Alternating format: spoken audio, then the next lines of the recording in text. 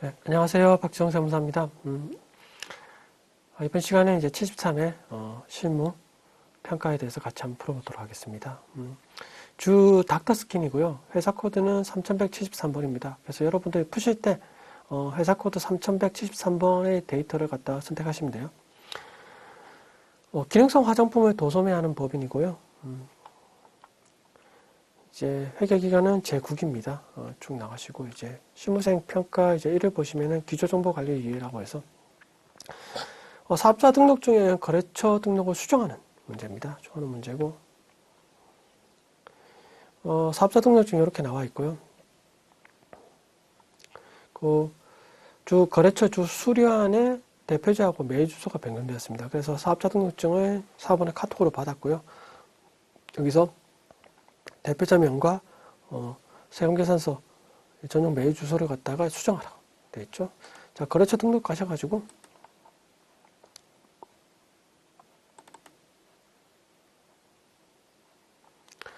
거래처가 45,678번이죠. 45,678번.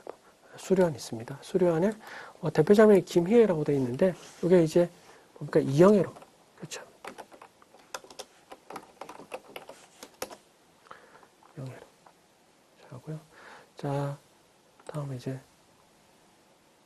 우리 전자세금계산서 전용 메일 주소 요거를 수정하라고 했죠. 그래서 추가사항에 보시면은 이게 요거를 갖다가 바꾸라는 거죠. 한24로 바꾸라는 거죠. 그래서 여기서 한24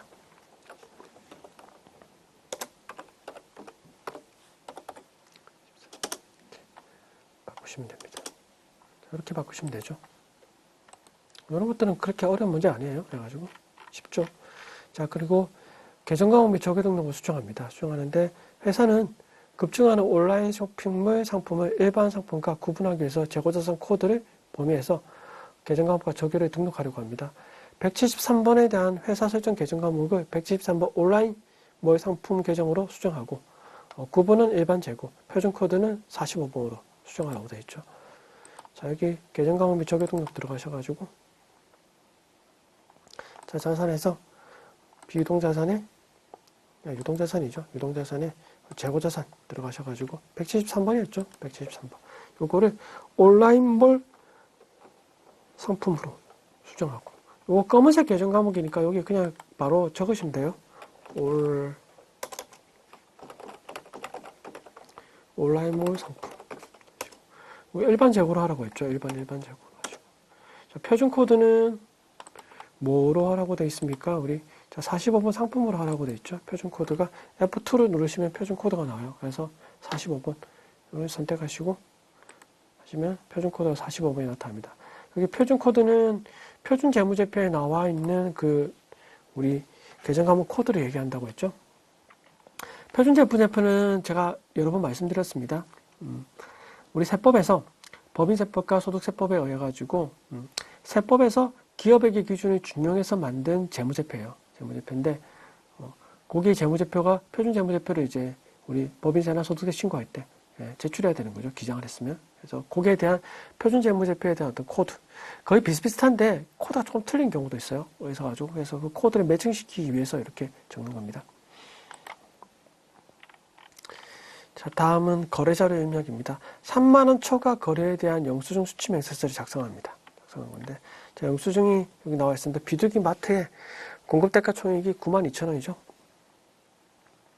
영업부 회의에 필요한 간식을 구매하고 현금으로 지급했습니다. 회사는 이 거래가 지출증명서류 수취 미수취 가산세 대상인지를 검토하려고 했어요. 하고 있는데 자, 이거 공급대가가 92,000원이죠. 그러니까 이건 뭐예요? 부가세가 자, 포함이 된 금액이죠. 자, 부가세가 포함이 된 금액입니다. 92,000원. 이게 회의하니까 뭐 회의비나 이런 걸로 처리하면 되겠죠. 회의비를 처리하고. 자, 요거 먼저 우리 일반전표 입력 들어가셔가지고 먼저 입력을 하셔야 되는 거죠. 일반전표 입력 들어가셔가지고 자, 4월 10일자 거래예요. 4월 10일자 거래해서 자, 요거를 92,000원을 갖다 현금으로 지급했죠. 그러니까 출금전표로 그냥 처리하겠습니다. 1번 출금전표로 하시고 회의비가 827번입니다. 회의비 하시고 자, 거래처 코드는 생략하셔도 돼요. 근데 우리 공부하는 입장에서 그냥 하나 제가 좀 적겠습니다. 비둘기, 마트. 적어도 생략하셔도 됩니다. 적어도. 근데 우리 시험에서는 적요를 타겟형 대체와 관련된 거를 제외하고 나머지는 적요를 갖다가 뭐 하라는 문제가 안 나옵니다. 안 나오기 때문에 뭐 적요를 등록하거나 수정하거나 그 자체의 문제가 나오는 걸 제외하고 그냥 우리 일반 전표나 메인 매치 전표를 갖다가 입력할 때 적요는 생략하셔도 무방해요. 단 타겟형 대체와 관련된 거. 자, 재고 자산을 갖다가 판매가 아닌 다른 용도로 사용하는 경우죠. 그래서 뭐 거래처에 증정한다든지 또는 우리 직원한테 준다든지 이럴 경우에 이때 재고 자산이 없어졌을 때 그때는 우리 타겟형 대체라고 하고 이때는 우리 적요파를 갖다가 입력을 시켜 주셔야 됩니다. 반드시. 그래서 금액이 얼마였습니까? 92,000원이었죠. 92,000원. 이렇게 선택하시면 됩니다. 자, 일반 전표에서 이렇게 선택하시고 다음에 우리 영수증 수치 명세서 들어가셔가지고 자, 해당 거래 내용을 갖다가 다 입력하셔야 되는 거죠. 내용 들어갔다가 2025년 4월 10일이고 자, 상호가 비둘기 맞췄죠. 자, 그리고 대표자명이 이제 이종수.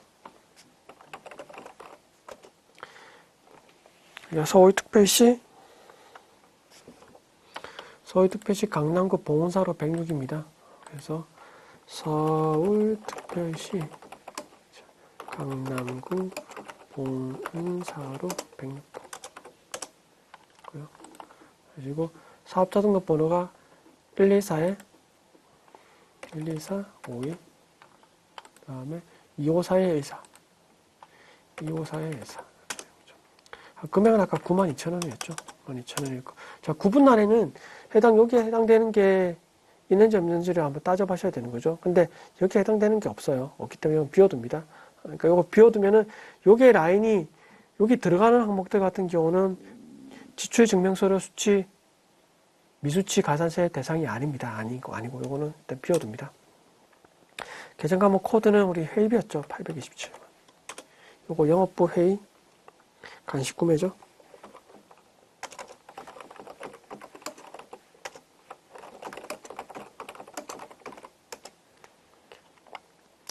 그리고 이제 우리 1번 들어가셔서 불러오기 하시면은 우리 명세서 제출 대상은 25만 원이죠. 25만 원이고 제출 대회는 6만 원 있죠. 6만 원이 아까 얘기한 요거죠. 요거 6만 원. 요거 제외한 나머지는 25만 원. 요게 뭡니까? 우리 가산세 대상이죠. 2%. 그래서 2%니까 25만 원에 2%니까 5천 원 정도 되겠죠. 5천 원.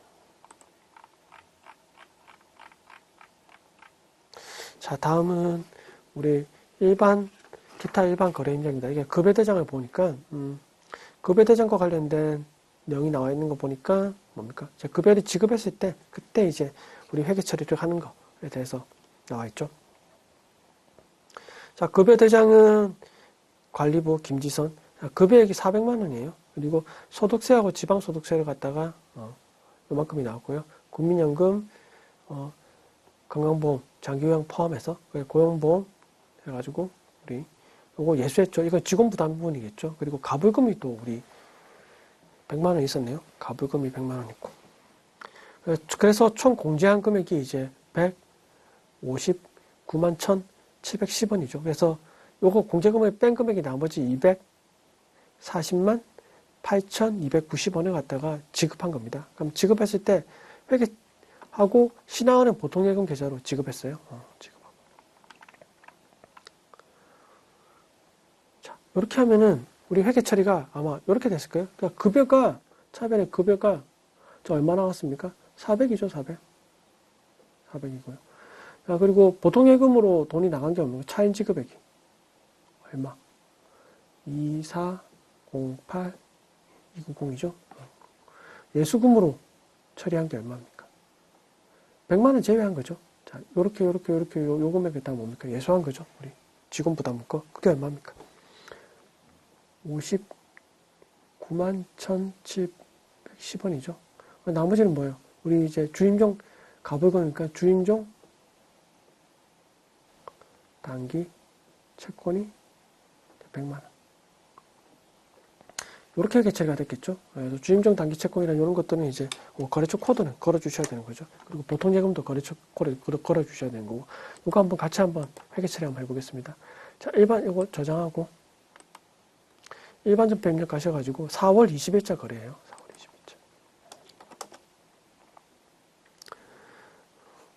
20일자. 대체전표로 들어가야 되겠죠. 차변하시고 이제 급여 802번. 거래처 코드는 적으실 필요 없고. 요건 뭐 보시면 여기 뭐 임원이랑 급여 요것만 적용 등록되어 있기 때문에 요거 직원급여라고 하면 되겠죠. 금액은 아까 400만 원이었습니다. 자, 대변에 우리 차인지 금액이 아까 얼마였습니까? 보통 예금으로 들어온 게 거래처 코드는 신한은행이죠. 자, 급여로 들어온 게 뭐 특별한 말이 없으면은 그냥 뭐 이렇게 앞에 복사해서 들어가겠습니다. 이게 금액이 2408 290 만큼이 차인에서 공제금 빼고 나머지 들어왔었죠. 들어왔고 다음 예수금이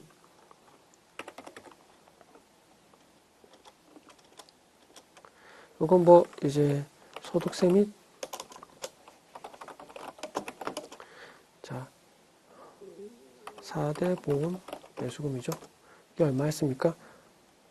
59만 1,710원이었죠. 그럼 대변에 나머지 주임종 단기 채권.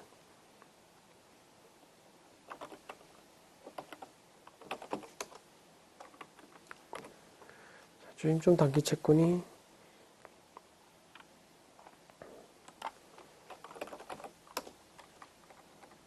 137번이죠. 137번에 갖다 선택하고 코드는 아까 누구였습니까? 김지선이었죠. 김지선.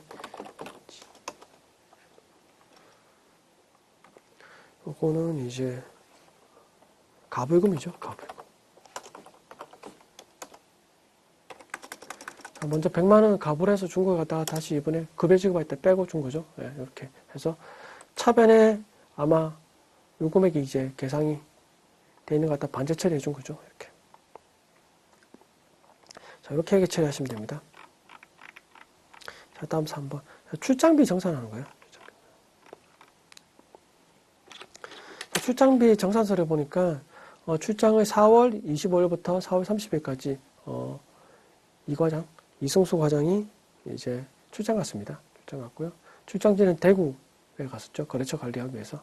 숙박비가 36만 원, 교통비 10만 원이죠. 그래서 총 합해가지고 46만 원입니다. 왜 출장 갔을 때 숙박비하고 교통비는 여비교통비로 처리합니다.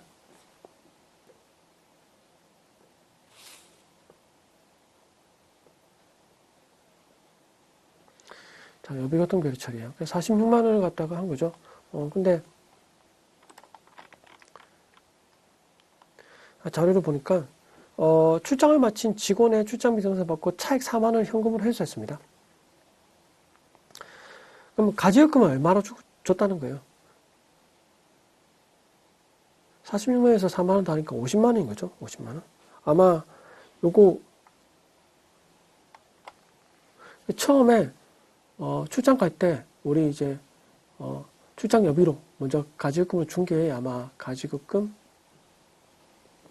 50만 원, 그다음에 현금 50만 원. 이렇게 회계 처리한 상태에서 이제 출장하고 정산했을 때 그때 가지급금 50만 원을 없애주고 나머지 여비교통비가 아까 46만 원이었죠. 나머지는 현금으로 받았습니다. 현금. 자, 이렇게 이제 회계 처리가 이루어졌겠죠. 회계 처리 이루어졌으니까 요거 한번 같이 한번 회계 처리 한번 해보겠습니다. 자, 4월 30일 날.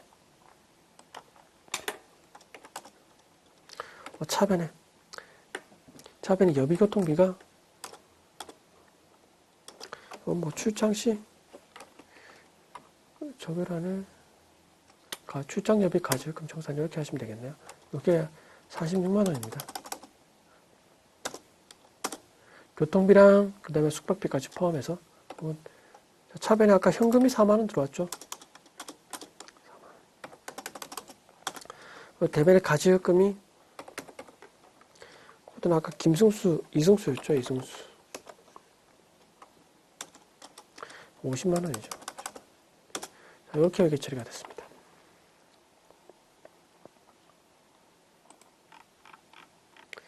자, 다음은 산재보험료죠.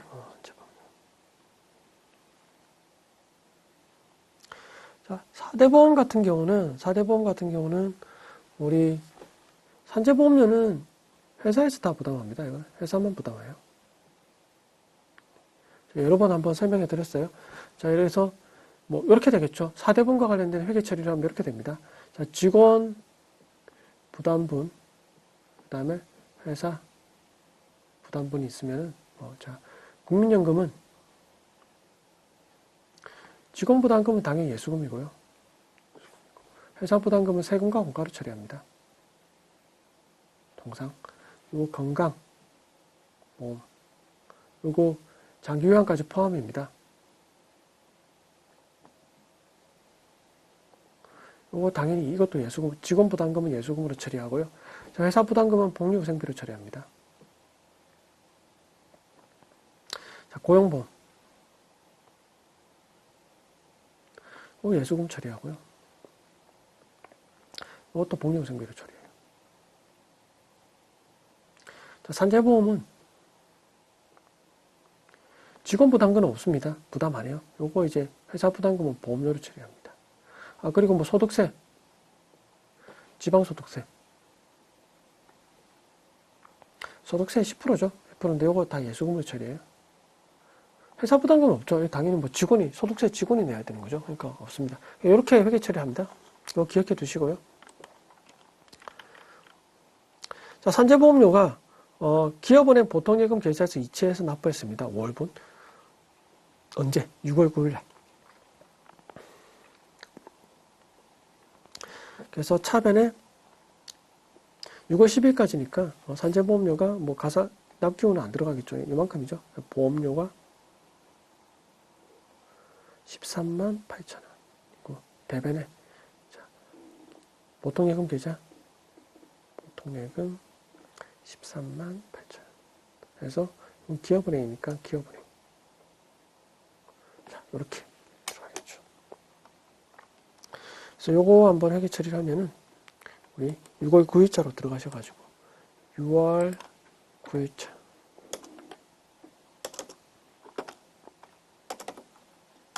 6월 9일자 차변에 이제 보험료 보험료에서 산재보험 미지급이라 되어 있어서 그냥 산재보험 지급이라고 할게요. 어쨌든 지급해 보니까 여기에서 13만 아까 8천 원이었죠. 대변에 자 보통예금 아까 여기 기업은행이었죠. 기업은행 13만 8천 원. 자 이렇게 회계 처리합니다. 자 5번 약속은 만기결제예요. 만기결제. 만기가 되어가지고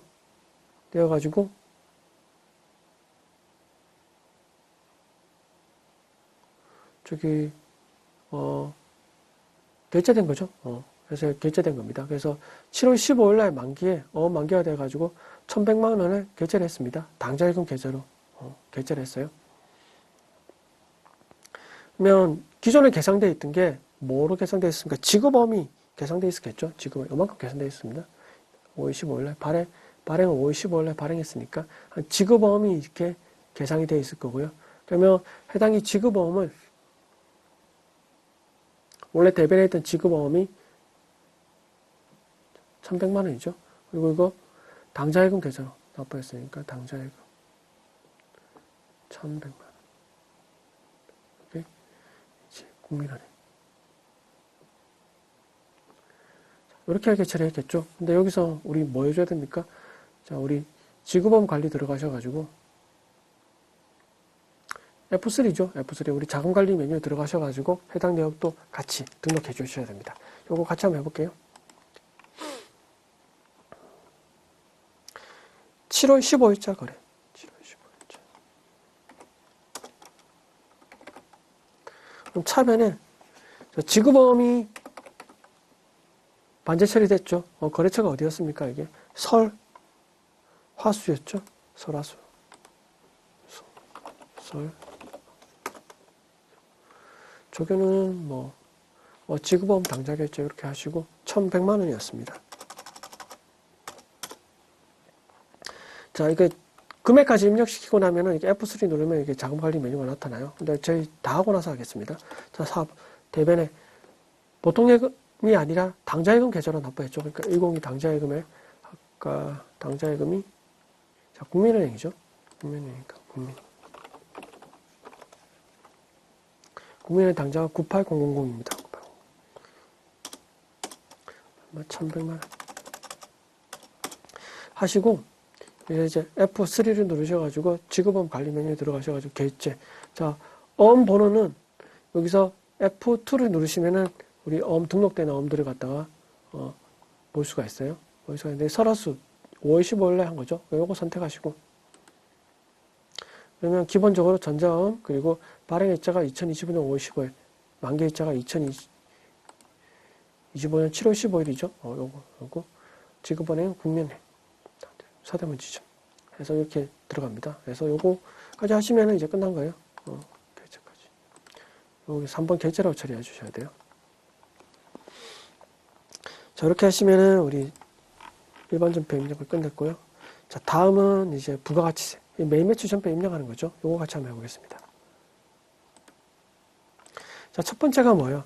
과세 매출 자료에서 전자세금 계산서를 발행하라고 되어 있습니다. 발행하고 거래맥 세표를 한번 보니까 7월 20일 날 화장품 에센스를 공급가액 1,500, 부가가치세 150에서 1,650만 원을 갖다가 판매한 거죠. 공급하고 발급한 거래맥 세표예요. 자, 대금 중 300만 원은 기업은행 보통예금 계좌로 입금받고 잔액은 다음 달 10일에 받기로 했어요. 그럼 이건 어떻게 되는 거예요? 회계 처리하면 이렇게 되겠죠. 자, 상품 매출 1,500에다가 자, 부가세 수금이 150이 들어가는 거고 자, 보통예금 계좌로 받은 게 300 받았고 나머지는 외상매출금으로 받았죠. 그러니까 금액이 한 950만 원이 아니라 1,350만 원이 되겠네요. 350만 원.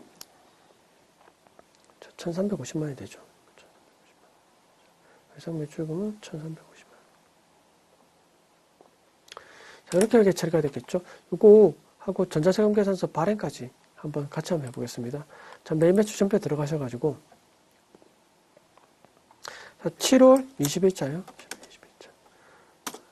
자, 유형은 10일 과세죠. 과세 품목이니까 품목은 화장품 에센스입니다.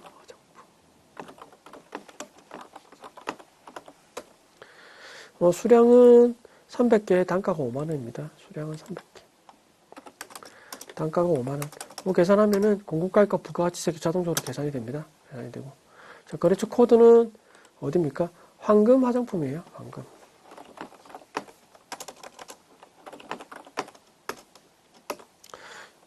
자, 전자세금 계산서에 발행할 거니까 이거 비워둬야 돼요. 일단 여기 전자세금 나면 비워두고요.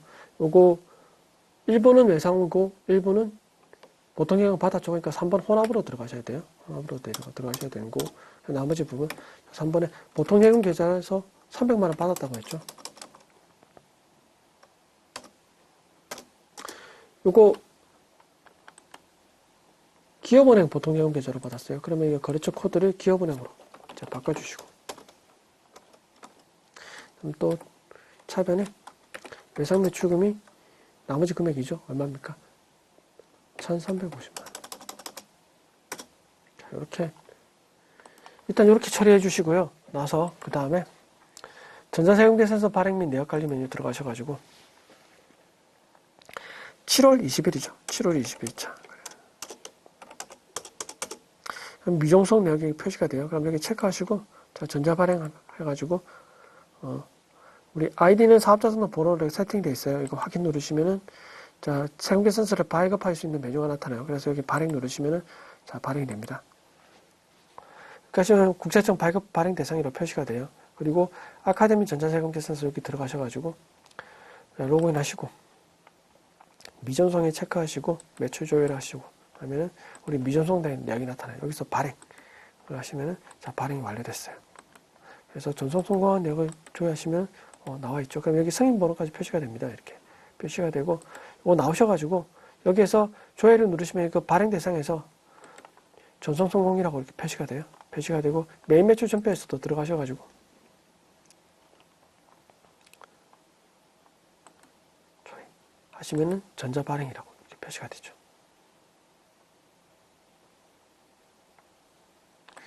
자, 원래 여기다가 요 금액도 이렇게 좀 이렇게 나눠서 입력시켜야 되는데 요거 생략했어요. 그래가지고 외상이 아까 1,350만원 하고 그다음에 뭐 현금 보통 예금 받았으면 여기다가 이렇게 금액을 입력하거나 이렇게 하셔도 되는데 뭐 요거 자체는 뭐 이렇게 시험에 이거 가지고 시험에 뭐 나오지는 않기 때문에 일단은 요건 생략했습니다. 생략하고. 자, 이렇게 하시면 이제 1번 과세 매출자료에서 전자세금에서 발행까지 끝났습니다. 자, 다음 매출거래예요. 이거는 계산서입니다. 계산서. 자, 계산서는 어떤가요? 이거? 면세품목을 갖다가 판매했을 때 들어가는 게 계산서죠. 우리 세금계산서. 과세품목은 세금계산서고요. 이거 세금계산서고 요거는 계산서는 면세품목입니다. 그래서 세액이 없어요. 여기는 세액이 없습니다. 양식은 거의 똑같은데 세액이 없습니다. 면세품목인 도서를 갖다가 공급하고 발급한 전자계산서예요. 본 문제에 한해서 과세와 면세를 겸용한다고 합니다. 대금은 전액 외상으로 받았어요. 합니다. 매매주 전부에서 입력하라고 되어 있습니다. 요거 7월 31일자 거래에 한번 들어가 보겠습니다. 자, 유형은 계산서를 발급한 내역이니까 이게 13 면세가 되죠. 13 면세. 품목의 도서라고 하겠습니다. 도서. 자, 수량은 여기 400개, 단가가 9,000원이죠. 수량이 400개, 단가가 9,000원. 그러면은 공급가액이 표시가 됩니다. 거래처는 어디였어요? 참전 화장품입니다. 참전. 전자세금에는 전자입력으로 하라고 했죠. 그러니까 1번 전자입력으로 들어가겠습니다. 이거 외상으로 했습니다. 그러니까 2번 외상으로 처리하시면은 차변에 외상 매출금 360, 대변에 상품 매출 360 이렇게 표시가 됩니다.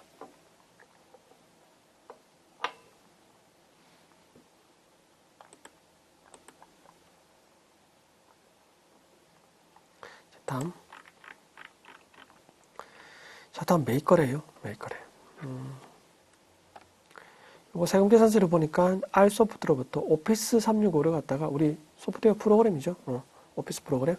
이거를 8월 15일 날 공급가액 200, 세액 20만원에서 220만원에 외상 미수금이니까 미수금으로 외상으로 구입하기로 했네요. 전액 다음 달 10일에 지급하기로 했습니다. 자, 요 소프트웨어를 구입하고 전자세금계산을 수취했습니다. 우리 수행과제를 보니까 자, 매매주 전표 입력을 하고요. 자, 고정자산 등록까지 하라고 되어 있습니다. 하고 되어 있고. 이게 고정자산은 240번 소프트웨어로 등록을 하고요. 코드는 1001번, 자산명 오피스 365. 정액법으로 상각하고 내용연수는 5년, 경비금은 800번대 이렇게 하라고 되어 있습니다. 요거 먼저 우리 매매주 전표부터 먼저 들어가 보겠습니다. 8월 15일자 거래죠. 8월 15일자. 8월 15일자. 자, 유형은 자, 세금계산 수취한 거죠. 이거 뭡니까? 이게 우리 사업과 관련해서 과세입니다. 그러니까 51번 과세로 들어가십니다. 품목은 오피스 365. 수량 단가는 없으니까 넘어가고요. 공급가액이 200이었죠. 부가세 20만 나오고. 거래처는 R소프트입니다. R소프트. 그리고 전자세금으로 전자입력으로 하라고 했습니다. 1번 전자입력. 그리고 분계는 전액 다음 달에 지급하기로 했죠. 이거 외상으로 하시면 돼요. 이거 안 됩니다. 외상으로 하시면 안 돼요. 왜? 자, 여기서 분계용에서 외상으로 들어가는 거는 상품 또는 제품에 대한 매출 또는 매입과 관련된 원재료라든지 이런 이제 그 관련된 것만 이렇게 하시고요. 나머지 이제 일반 자산의 외상이라든지 우리 일반적인 상거래 외에 나머지 부분에 대해서 외상거래는 이제 혼합으로 처리하셔야 돼요. 3번 혼합. 외상으로 하시면 있잖아요. 이게 앞선에서 이거 외상 매입금이 고정이 돼가지고 이거 코드를 계정과목 코드를 수정할 수가 없어요. 그래서 이거 일단 혼합으로 들어가셔야 됩니다. 혼합으로 들어가시고 상품이 아니라 뭡니까 이거? 아까 무형자산이죠. 소프트웨어 240번 200이고요. 대변에 이거 매상으로 한다 했으니까 미지급금이 되겠죠. 253번. 자, 이렇게 일반 전폐에는 이렇게 이제 입력이 됐고요. 자, 이제 고정자산 등록 들어가셔가지고 등록하라고 했죠. 자, 코드는 이게 무형자산입니다. 무형자산이니까 240번 들어가시면 되죠. 소프트웨어 들어가고 이 자산 코드는 1001번입니다. 1001번. 자산명은 오피스 365죠.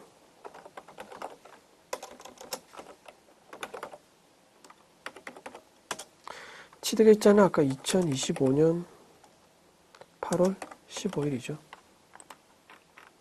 8월 15일입니다. 그리고 아까 다시 들어가겠습니다. 이게 정액법이죠. 정액법으로 생각하고 내용연수는 아까 5년이라고 했죠. 5년이고 금액은 얼마입니까? 200만 원이죠. 아까.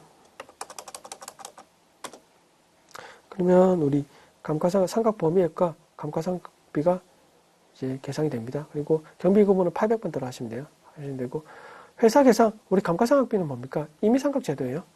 계산조정 상황이죠. 회사에서 계산으로 계산한 그 비용만큼만 인정해 주는 거죠. 그래서 만약에 내가 이거 수정하고 싶다 이러면 수정하시면 됩니다. 이 금액에서. 상각범위액과 회사 상각 계산이고 상각 범위액만큼 상각한다고 하면 딱 요금액을 상각하는 거죠. 여기까지 하시면 이게 등록이 된 거예요. 고정자산 등록. 자, 다음 매입거래예요. 다음 매입거래. 요거 도전 평생 교육원으로부터 위하고와 관련된 교육을 실시했네요.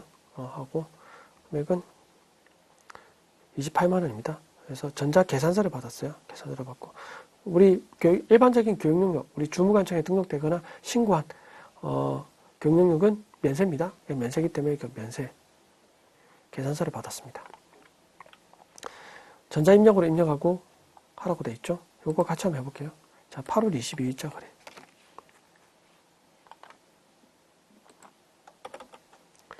자, 유형은 면세 계산서를 받은 거죠. 그러니까 53 면세로 들어가시고.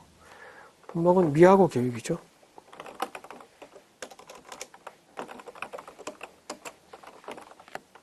위하고는 우리 지금 도전 비전에서 만든 회계 프로그램입니다. 그래서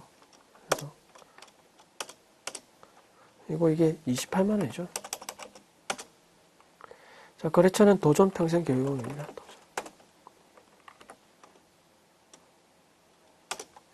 전자 입력으로 하라고 했으니까 1번 전자 입력으로 하시고, 자, 분계 유형은 요거 뭐예요? 자, 이따 하고 영수니까 현금으로 지급했죠. 그러니까 1번 현금 하시고, 상품이 아니죠. 뭐예요? 기본이 상품으로 세팅이 돼서 나온 거고, 이거 교육훈련비죠. 800번 되니까 825번 교육훈련비로 하시면 되죠. 자, 이렇게 하시면 되고요. 다음 매입거래예요. 자, 이거는 청구서입니다. 전화요금에 대한 청구서예요. 자, 이것도 세금 계산서예요. 우리 그냥 전기요금이라든지 가스요금이라든지 전화요금도 마찬가지, 인터넷요금도 마찬가지고, 요거 이제 그냥 받으면은 그냥 청구서예요. 영수증밖에 안 됩니다. 영수증밖에 안 되는데, 요거 이제 각 한전이면 한전, 그리고 아까 KT면 이제 KT에 전화하셔가지고 사업자 등록증을 갖다가 주면은 세금 계산서를 발행해 주세요 하면 이런 형태로 세금 계산서를 발행해 줘요. 그래서 꼭 세금계산서 양식, 그 양식이 아니라도 요거 세금계산서 역할을 하는 겁니다. 역할을 하는 거고. 그래서 밑에 보면 발행하는 전자세금계산서입니다. 이렇게 표시가 되어 있습니다. 표시가 되어 있고. 세금계산서를 받았으니까, 뭐, 우리 매일 매출 전표에다 입력하는 거죠. 그래서 금액은, 공급가액이 11만 5,200원이고, 부가가치세액이 11,520원입니다. 회사는 이제 작성일자로 미지예금을 계성하고, 그리고 납부기한 일에 자동이체 지급하고 있습니다. 작성일자가 9월 10일이에요. 납부기한 9월 15일입니다. 그러니까 9월 10일 날 차변에 뭐 통신비, 대변에 미지예금 이렇게 처리했다가 9월 15일 날 미지예금을 반주 처리해 주는 거죠. 미지예금, 대변에 뭐 보통예금 이렇게 처리해 줍니다. 자, 이거 매일 매출 전표에서 한번 입력해 볼게요. 9월 10일이죠. 그러니까 9월 10일자 들어가셔가지고. 자, 유형은 51번 과세로 처리하시고. 이거 통신요금이죠. 전화요금. 금액은 115에 200. KT죠. KT.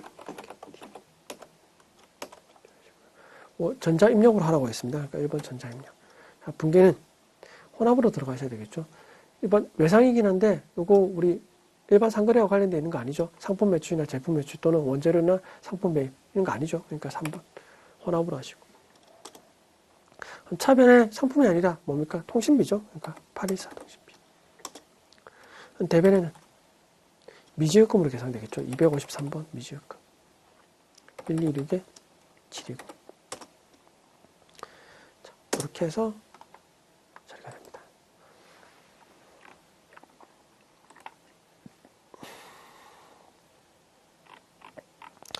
자, 다음 6번은 부가가치세 신고서에 의한 회계처리입니다.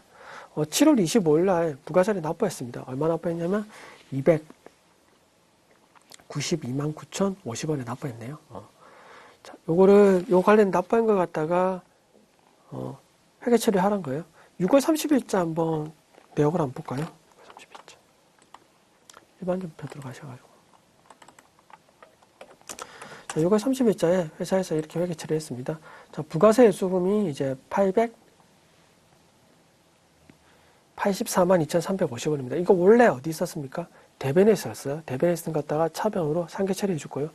부가세 대급금이 591만 3,300원이에요. 이거 원래 차변에 있었던 겁니다. 그래서 대변으로 다시 상계 처리해 줬습니다. 그럼 나머지 차이가 뭐예요? 부가세 수금이 부가세 대급금보다 더 크니까 납부할 세액이 발생하는 거죠. 매출 세액이 매입 세액보다 더 크니까. 그리고 납부할 세액은 미지급 세금으로 계상을 합니다. 그래서 292만 9,050원이죠. 요거 서대문 세무서 하셔가지고. 자, 요거는 미지급 세금을 반제 처리해 주는 거죠. 그래서 7월 25일 날 차변에 원래 미지급 세금이 대변에 있던 것 같다가 차변으로 상계 처리해 주고요. 요거 서대문 세무서였죠. 서대문. 그리고 부가세 납부. 금액이 얼마였습니까? 2929050이죠. 대변에 국민은행 보통예금 계좌로 납부했죠. 그러니까 103 거래처는 국민은행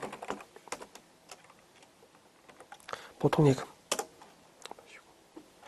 그래서 부가세 납부하면 2929050 이렇게 되는 거죠. 이렇게 하면은 우리 미지급 세금은 이제 반제 처리됐습니다. 부가세에 납부했으니까 이렇게 회계 처리하시면 돼요. 자, 다음 계산이에요. 계산. 자료 설명을 한번 보겠습니다. 결산일은 이제 장기채금에 대한 기간경과분 미지급이자 62만원을 계상하다. 이거 수동결산 분계죠. 이거 어떻게 처리했습니까? 차변에 이자 비용 62만원. 대변에 미지급 비용 얼마? 62만원이죠. 자, 이렇게 회계 처리해야 되겠죠. 요 회계 처리를 일단 해주셔야 돼요. 그리고 기말상품 재고액이 3,200만원 있어요. 요거는 이제 우리 계산자료 입력해서 기말 재고 금액을 입력하시면 되죠. 입력하시고 전표 추가를 누르시면 돼요. 자, 여기까지 한번 같이 한번 해보겠습니다. 일단 먼저 우리 12월 31일자 거래 들어가셔가지고 차변 아까 이자 비용이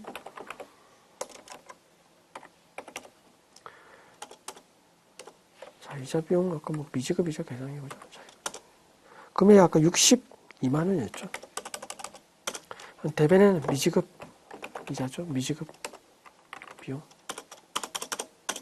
62만 원. 자, 이렇게 수동 계산 분개를 해주시는 거예요. 해주시고 다음에 계산자료 입력 들어가셔가지고 1월부터 12월을 조회하시고 여기 원가 코드는 안 걸어주셔도 됩니다. 우리 나중에 TAT 시험할 때는 TAT 공부하실 때는 이거 걸어주셔야 돼요. 지금 현재 우리 뭐 제조업을 하는 데가 아니기 때문에 그래서 이거는 그냥 확인 눌러주시면 돼요. 그래서 기말 상품 재고액 여기에다가 얼마? 3,200만 원. 입력하면은 상품 매출원가는 얼마가 됩니까? 요 금액이 나오는 거죠. 상품 매출원가. 그래서 요 금액이 아마 차변에 상품 매출 원가 얼마? 257에 120에 대변에 뭡니까? 상품 257에 120에 050. 요 분계가 우리 전패 추가를 누르면은 요 분계가 이렇게 추가가 됩니다. 그래서 한번 여기 이렇게 하시고 전패 추가를 누르시고 하시면은 우리 일반 전패 입력해서 들어가셔서 조회 하시면은 차변의 상품 매출원가 257에 12000 대변의 상품 257에 12000 이게 나오죠. 그 금액은 뭡니까? 기존 상품 재고액에다가 단기 상품 매입액을 더하고 기말 상품 재고액 차감한 게 요 금액인 거죠. 자, 이렇게 하시고 나서 그다음에 손익계산서 들어가셔가지고 자, 우리 당기순이익을 확인합니다. 당기순이익이 얼마냐면 350에 953에 690이에요. 이익잉여 처분계산서 들어가셔가지고 아니요 누르시고 불러오면은 350에 당기순이익이 953에 690이죠. 같습니다. 같고. 그래서 처분 예정일과 처분 확정일 입력하고 요게 2월 28일이죠. 여기는 처분 확정일은 2025년 2월 28일. 해당 연도 처분 예정일은 2026년 2월 28일. 전패 추가를 누르시면은 우리 일반 전패 손익대체 분계가 추가가 돼요. 그래서 10에 30일자 들어가셔가지고 조회 하시면은 우리 손익계정에 대한 손익대체 분계가 이렇게 집합손익계정에 대한 분계가 이렇게 이루어집니다. 이렇게 하시고 재무상태표 들어가셔가지고 12월 달로 조회하셔가지고 맨 끝에 보면은 이제 미처분 익령이 나와 있어요. 455에 093에 690이에요. 이익잉여 처분계산서 요 금액이랑 맞는지 한번 확인합니다. 455에 093에 69 맞죠? 맞으면은 일단 뭐 오류 없이 일단 계산까지는 마무리된 거예요. 이렇게.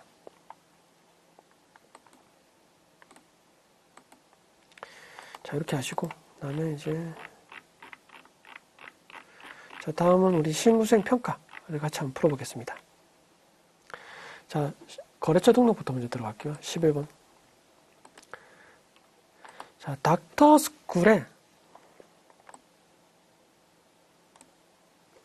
닥터스킨의 이제 거래처 등록에 대한 설명을 옳지 않은 것을 냈습니다. 카드 거래처의 구분, 매출과 관련된 거래처는 하나다. 자, 카드 거래처에서 매출과 관련된 구분된 거래처는 하나다. 예, 하나 맞죠? 나머지 다 매입이죠. 매입차. 우리 매출은 우리 카드사밖에 없어요. 일반 거래처 수료안의 대표자는 김희애다. 자, 아까 제가 수정한 걸로 알고 있어요. 자, 수료안의 대표자 성명은 이영애가 아니라 김혜가 아니라 이영애죠. 틀렸죠? 틀렸습니다. 수료안의 담당자에 대한 매입 주소는 추가사항이 들어가 있죠. 요겁니다. 한24 B365 의사죠. 맞죠? 맞고. 그 다음에 금융거래처 중 3번 예금 종류가 차입금인 거래처는 3개다. 금융거래처 중에서 예금 종류가 차입금인 거래처. 예금 종류. 들어가시면 당자.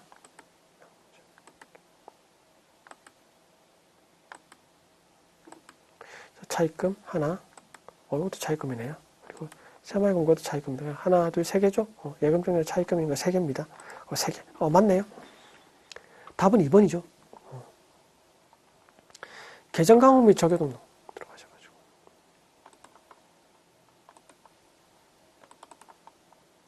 173번 온라인몰 상품과 관련된 설명으로 옳지 않은 것을 냈습니다. 173번. 유동자산이 있죠. 여기. 173번에 여기. 보시면 자, 구분은 일반 재고다. 구분은 일반 재고입니다. 일반 재고. 표준 코드는 45예요. 45. 현금 적용은 사용하지 않고 있다. 현금 사용합니다. 사용하고. 자, 대체 적용은 2개 사용하고 있습니다. 그러니까 답은 3번이죠. 3번. 1월 계표조회.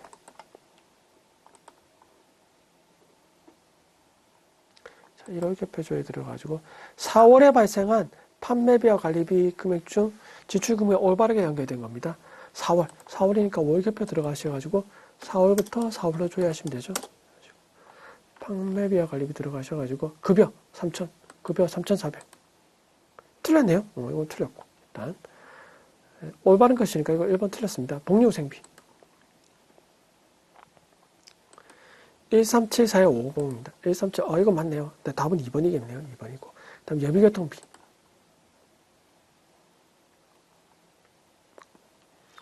자, 예비교통비가 63만 4천원입니다. 틀렸네요. 접대비 기업업무 추진비. 20만 1,000원이에요. 20만 1,000원인데, 틀렸네요. 그러니까 답은 아까 2번입니다. 자, 1월 겹해서 6월에 발생한 보험료 금액은 얼마인가? 6월. 그러면 6월 들어가야 되겠죠. 6월. 자, 보험료 금액. 자, 보험료 금액이 얼마냐? 대체하고 현금하고 다 합친 겁니다. 그러니까 걔가 얼마야? 20만 8천원이죠. 20만 8천원. 20만 8천원 적으시면 됩니다. 다음에 7월에 외상매출금 증가액. 외상매출금 증가액은 어떠합니까? 차변에 나타납니다. 차변에 나타나고. 자산이니까. 7월. 그래서 외상매출금 증가액. 차변에 나타나요. 차변에 나타나니까 얼마입니까? 1억 4천 30만 원이죠. 그러니까 여기 적어주시면 됩니다.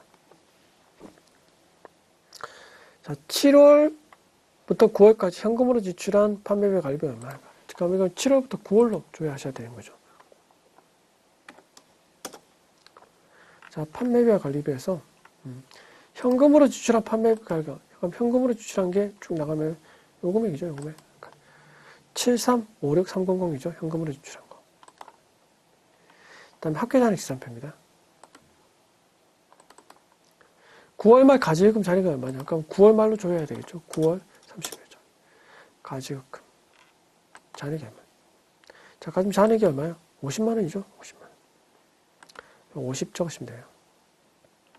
9월 말 미지급 세금 잔액. 9월 말 미지급 세금은 부채에 있는 거죠. 부채에 있으니까 내려가시면 미지급 세금 잔액이 얼마? 0이네요. 0.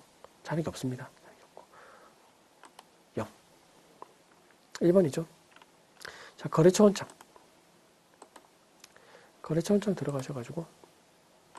자, 9월 말 미지급 잔액으로 옳지 않은 것을 했습니다. 자, 9월 말이니까 뭐 1월 1일부터 하고 하셔도 상관없는데 끝에는 뭡니까? 9월 30일자로 맞춰줘야 되겠죠. 그리고 미지급금이니까 2, 5, 3 여기에 대한 것 중에서 잔액으로 자, KT 서대문이 126-720이에요. KT 서대문이 이거 맞죠? 이거 맞고 한진화장품 한진화장품은 1,550만 원입니다. 한진화장품이 1,550만 맞네요. 맞고 대리마장품이 2,600입니다. 대리마장품이 2,600이 아니라 2,760이죠. 그러니까 틀렸네요. 답은 3번입니다. 그 다음에 알소프트 220. 알소프트 200. 맞습니다. 이라고 하십니다. 자, 재무상태표. 재무상태표 12월 말 당좌예금 자산이에요. 12월 말에 당좌예금. 42 800 000이죠. 그러니까 4,280만 원입니다. 4,280을 적으시면 돼요. 그 다음에 12월 말 유동 부채 잔액, 계정별 잔액 오른 것은. 자, 밑으로 내려가셔야 되죠. 부채니까. 여기서 유동부채에서 지급어음이 1,110만 원입니다. 지급어음이 1,110만 원. 지급어음 맞습니다. 지급어음 맞고. 다음, 미지급금이 417-289-9001. 미지급금이 417-289-900. 맞습니다. 맞고요. 그 다음에 예수금 747-130. 예수금이 13338-840이죠. 틀렸네요. 그러니까 답은 3번이에요. 3번. 선수금 445만 원입니다. 선수금이 445. 맞네요. 자, 다음 재무상태표 조회입니다. 미처분인 임금 잔액은 얼마인가? 쭉 내려가시면 요 금액이죠. 45에 093에 690. 1번이네요. 1번. 자, 손익계산서 조회. 단기에 발생한 영업의 비용은 얼마인가? 손익계산서 영업이익은 쭉 밑으로 내려가면 영업의 비용이니까 요 금액이죠. 요 금액. 이자 비용. 10281에 000. 요 금액을 여기 적으시면 됩니다. 영수증 수취명세서에서 이 명세서 제출 대상에서 계획을 해주면서 가장 큰 계정 과목이죠. 이에서 명세서 제출 중에서 금액이 가장 큰 거 하나, 요거는 제출 제외니까 요 세 개죠. 요 세 개는 금액 큰 건 뭡니까? 회의비 92,000원이죠. 그러니까 코드니까 회의비니까 827이 되겠죠. 827. 예적금 현황. 예적금 현황 들어가셔가지고 6월 말 예금 잔액이죠. 6월 말. 6월 30일차로 조회하셔가지고 잔액. 국민은행 당좌 예금이 얼마입니까? 5,380이에요. 5,380. 이건 맞습니다. 그리고 국민은행 보통은 408에 362에 600. 틀렸습니다. 답은 2번이에요. 2번 틀렸고. 그 다음 기업은행은 3,280, 3,258만 9천원이죠. 맞습니다. 맞고. 그 다음에 신한은 보통 97, 591에 729. 이거 맞습니다. 이거 맞고. 그 다음에 지급업 현황 들어가서 지급업 현황 여기 있습니다. 여기 들어가셔가지고 2025년도에 만기가 도래하는 미결제액은 얼마인가? 자, 만기일이 2025년도에 도래하는 것 중에서 미결제입니다. 자, 요거는 결제됐고요. 나머지 두 개는 미결제죠. 미결제액이 얼마입니까? 뭐죠? 1,110만, 10만원이죠. 1,110만원. 1,110만원 여기 적으시면 됩니다. 자, 부가가치 신고서. 좀 지우겠게요.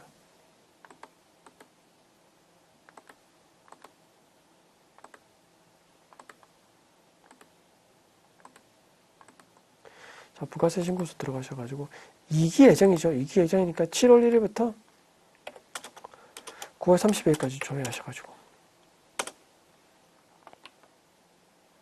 조회하셔서 세금계산 수취분의 고정자산 매입 10일 안의 금액 10일 안의 금액이니까 200이죠. 200 10일 안의 금액이니까 200. 그 다음에 자, 세금계산서 학교표 세금계산서 학교표 들어가셔가지고 여기서 매출의 전자세금계산 공고가격 이것도 7월 1일부터 예정이니까 9월까지 조회하셔서 매출의 전자 금액이니까 여기저기요. 공고가격이니까 이게 그 매입 계산서 학교표 이것도 매입 계산서의 공고가격 합격입니다. 이것도 7월 1일부터 9월까지 해서 자, 매입 계산서의 공고가격 합격이죠. 매입 계산서의 공고가격 합격이니까 얼마입니까? 53만원이죠. 이거 앞에 전자가 33만원이었고요. 다음에 전자 외가 20만원 있었어요. 합계니까 앞에 이게 전자라는 말이 안 붙었죠. 그냥 매입 계산서입니다. 합계 금액이니까 53만원이 됩니다. 자, 고정자산 등록 조회입니다. 고정자산 등록 들어가셔가지고 240번 들어가셔서 19의 단기 상각 범위액은 얼마인가? 요 금액이죠. 요 금액 166에 666 16,666원 요 금액이죠. 요 금액 적어주시면 되죠. 자, 신부생 평가 여기까지 풀었고요. 다음은 이제 우리 회계정보 분석입니다. 요 두 문제가 나오죠. 두 문제가 나오고 요거는 정기분 재무제표를 보고 해당 정기의 각종 재무 비율을 구하는 문제입니다. 공식이 주어지니까 어렵지 않습니다. 이거 공식에 따라서 계산해 버리시면 돼요.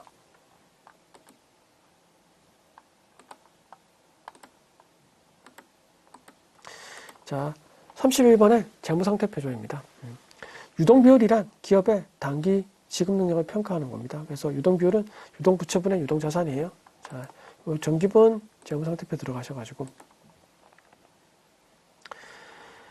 자, 유동비율은 뭡니까? 높으면 높을수록 좋죠. 그래서 유동자산이 더 많은 게 현금화될 수 있는 자산이 많다는 소리니까 부채보다 높으면 높을수록 좋습니다. 높으면 기업의 단기적인 어떤 지급 능력이 계속 향상되는 거예요. 향상되는 거. 여기 유동부채가 요 금액이죠. 요 금액 7,200. 유동자산은 얼마입니까? 456에 7800입니다. 그러면 요거 계산하면 이렇게 되겠죠. 그러니까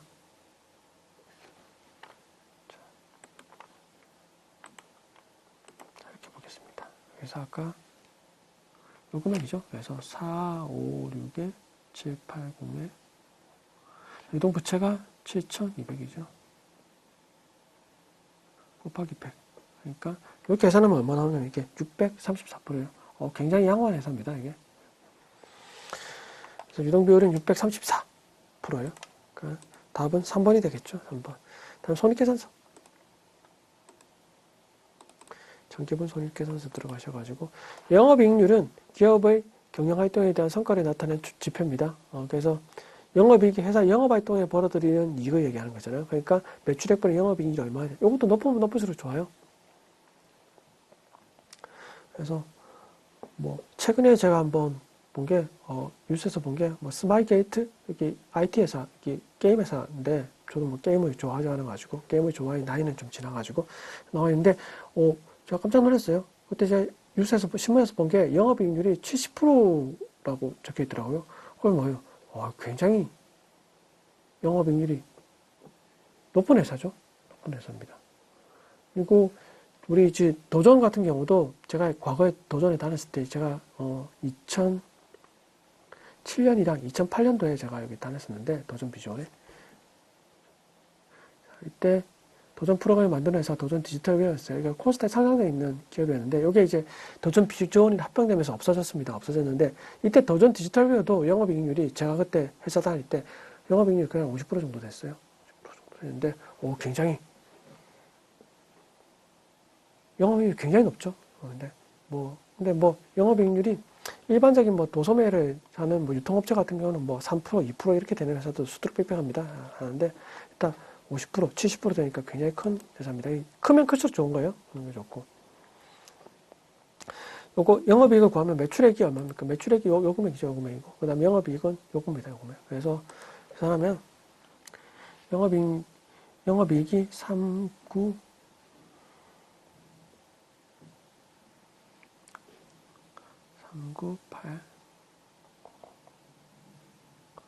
매출액이 254 800 이죠. 곱하기 100을 하니까 이렇게 하면 금액이 얼마냐면 이게 15%가 나와요. 15%. 15% 나오는 것도 이렇게 뭐 작은 건 아니에요. 괜찮습니다. 이것도 보통 일반적으로 뭐 10% 정도만 나와도 뭐 그렇게 회사가 그렇게 나쁜 건 아니에요. 근데 뭐 IT 회사나 이런 회사 같은 경우는 영업이익률이 좀 높긴 높습니다. 그래서 15%니까 답이 1번이죠. 자, 이렇게 하시면은 우리